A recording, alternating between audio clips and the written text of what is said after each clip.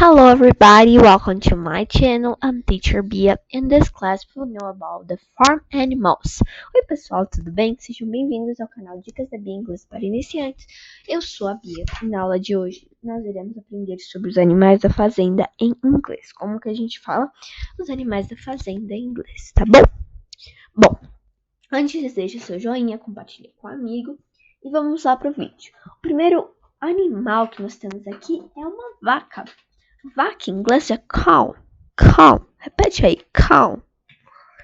Boi em inglês é ox. Ox. Repete aí. Ox. Hen é galinha. Hen. Galinha.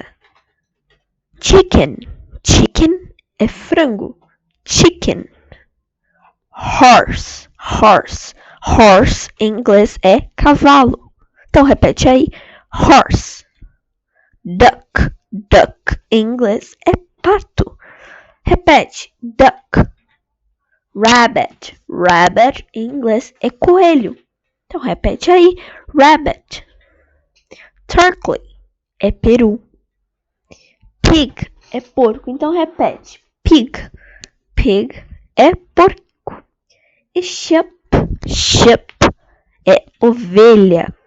Então nós vemos que pig é porco. Turkey é peru, rabbit é coelho, duck é pato, horse é cavalo, chicken é frango, hen, galinha, ox, boi, cow, vaca. Então, aqui na imagem que nós temos aqui, o que nós podemos ver?